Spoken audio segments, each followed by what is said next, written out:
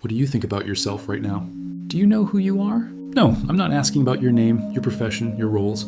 I'm asking who you are. Because here's what I've noticed. Most people live their entire lives without ever knowing who they are. The ego has written them a script, and they mistake that script for their own life.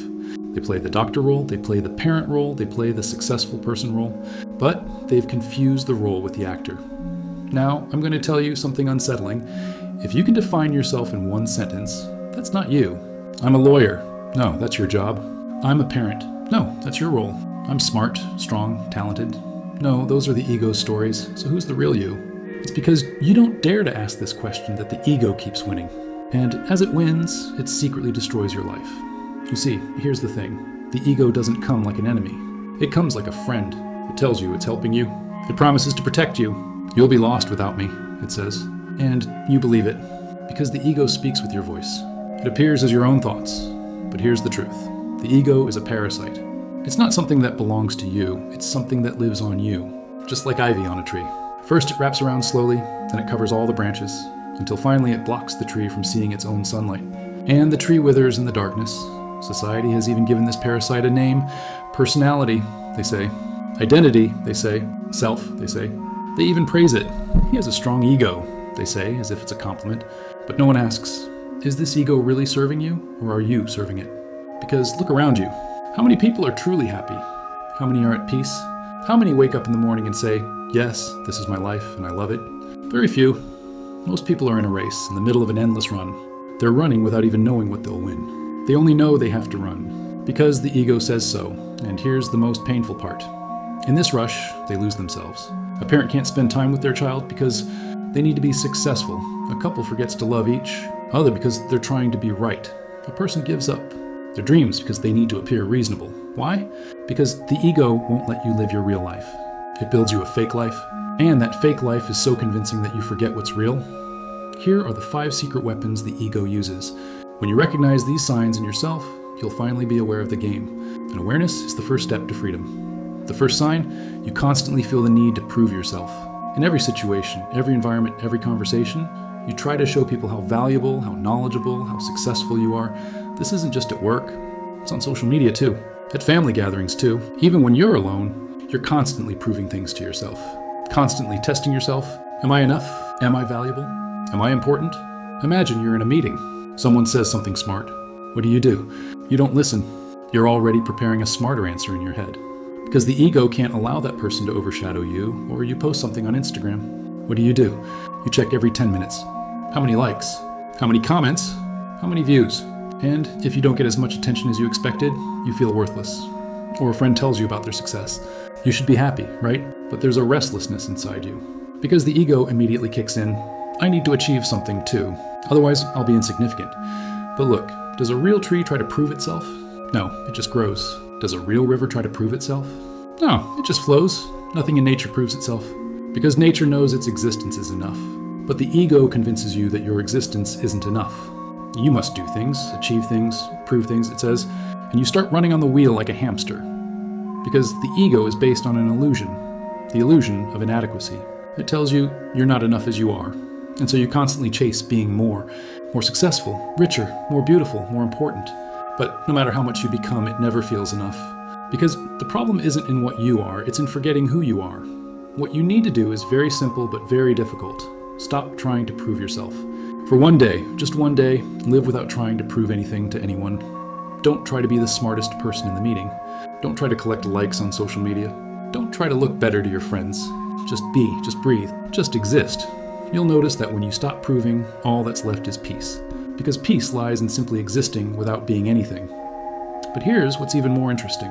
The ego doesn't just make you prove yourself to others. The second sign, you constantly compare yourself to others. Every person you see is like a mirror. Are they better than me? Are they worse than me? And this comparison isn't just about success. It's about beauty, wealth, happiness, even suffering. Are they suffering more, or am I? You can turn even a person's pain into competition, because the ego sees everything as a race. And in every race, you either win or lose. Peace is not an option. For example, you go to a wedding. What do? You look at whether the bride is beautiful or not. But what are you really doing? You're comparing her to yourself. If the bride is more beautiful than you feel uncomfortable. If not, you feel relieved. Isn't that crazy? It's someone's happy day, but you're making it part of your ego battle, or you see an old friend bought a luxury car. What happens immediately? Are you happy? No, a restlessness begins inside you. Why can't I afford one? Why do I earn less? Am I a failure? Or the opposite? You see someone going through hardship, and there's a secret satisfaction inside you. At least I'm not as bad off as them. How painful is that? But that's how the ego works. It always creates a ranking. Now let me tell you a secret. Comparison is the work of illusion, not reality. Because in reality, there are no two things that can be compared. Everything is unique, unrepeatable, one of a kind. Do you compare one flower to another? Do you ask, is this rose better than that daisy? No, because both are perfect in their own nature, but the ego separates you from your own nature. It shows you someone else's life and says, this is real life, not yours. And you forget your own uniqueness and try to become a copy of someone else. This is the greatest betrayal you can commit against your existence, because you can't be like them. And they can't be like you. We're all different notes. But the ego forces us all into the same melody. And the result? Cacophony, chaos, and deep unhappiness. The way to cure this disease? Stop when you notice it. When that comparison thought comes to your mind, try to catch it. Say, here I go again.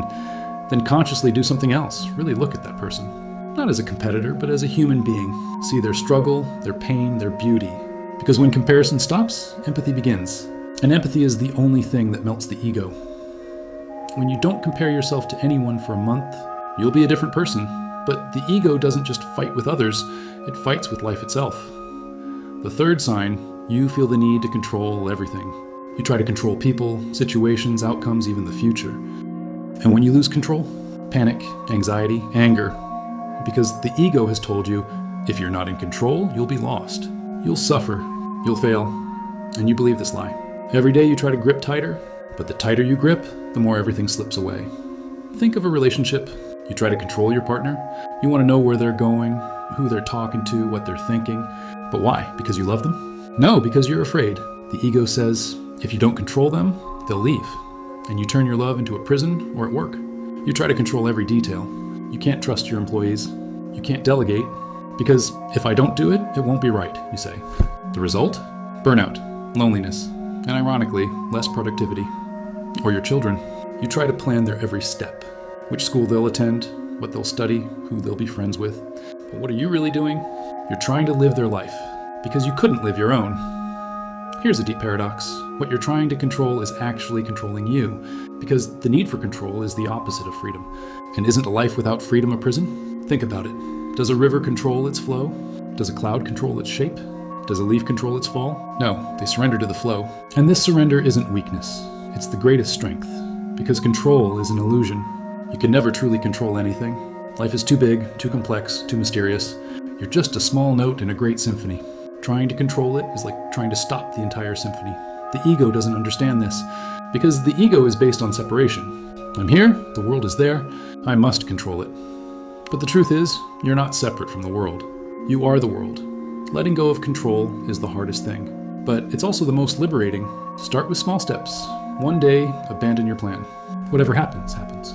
1 week, don't try to change anyone. Accept them as they are. 1 month, don't fixate on outcomes. Just live the process, and you'll notice that when you let go of control, life starts flowing for you. Because life already knew where it was going. You were only lost because you kept trying to direct it.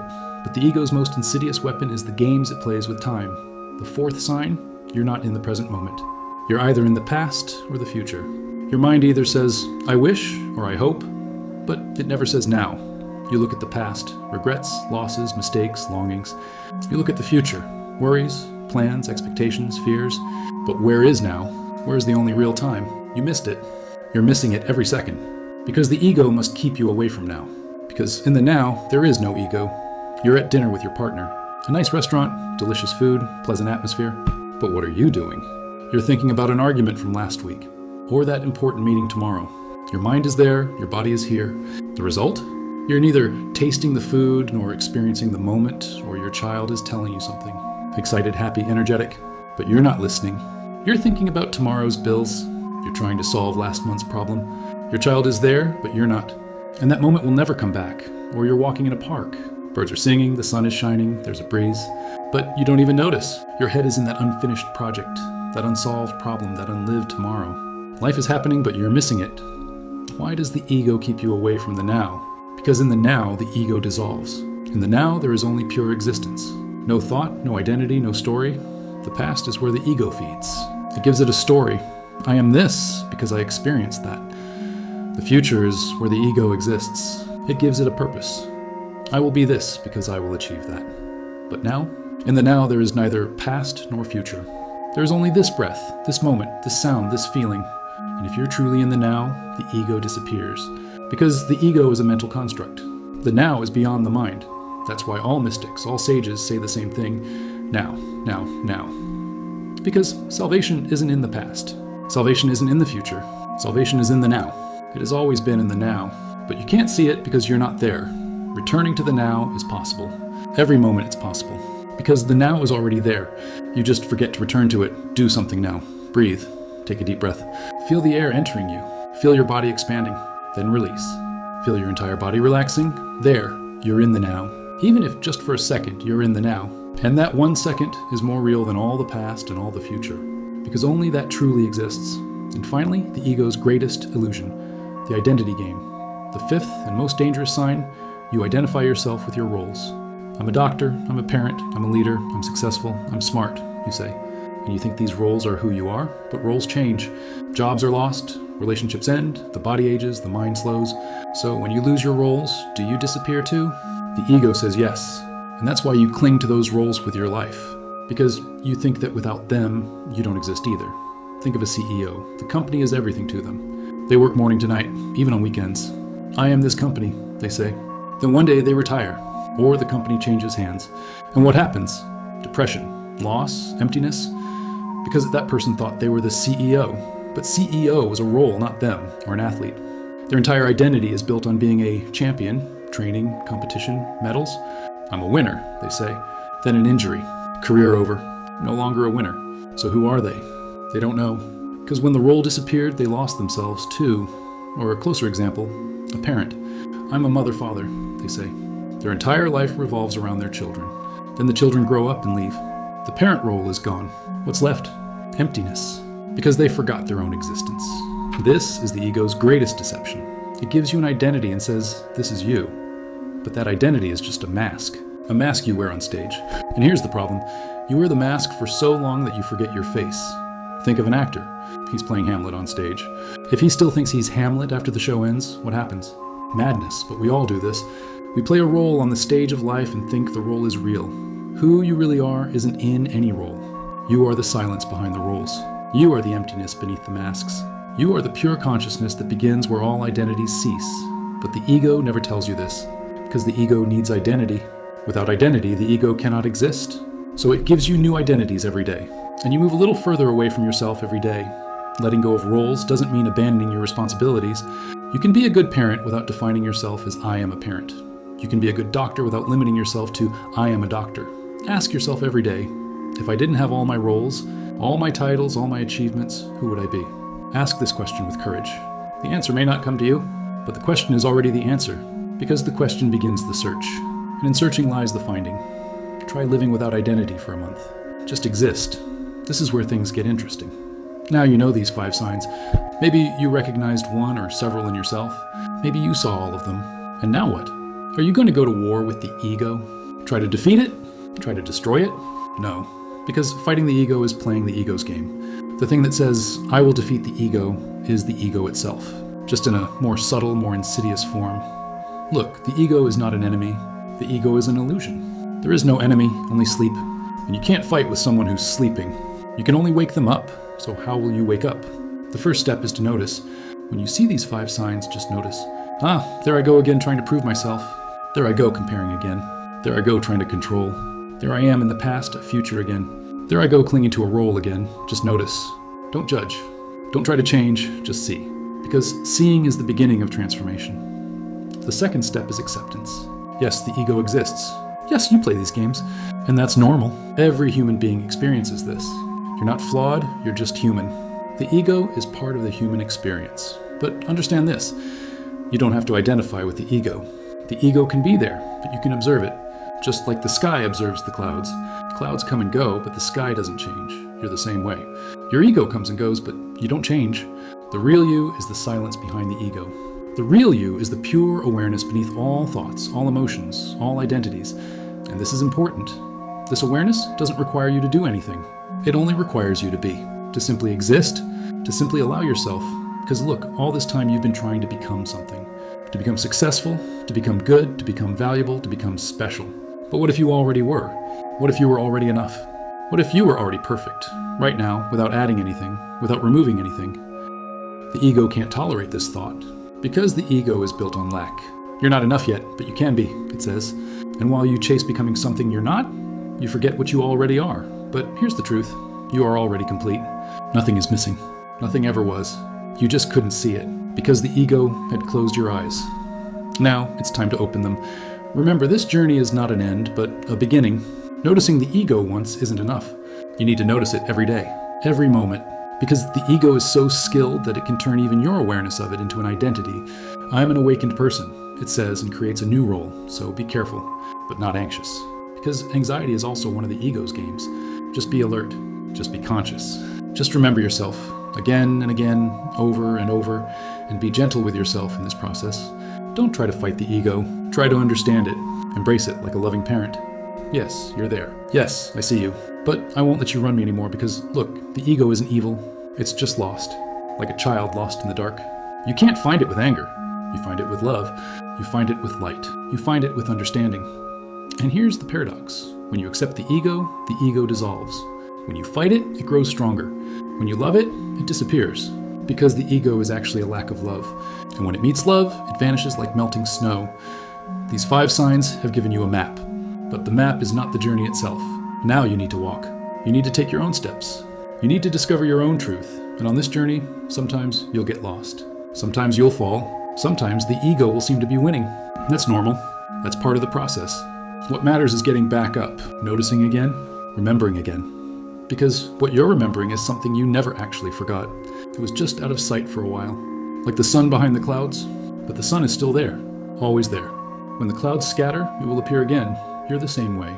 The real you is always there. The ego is just a cloud, temporary, changeable, false.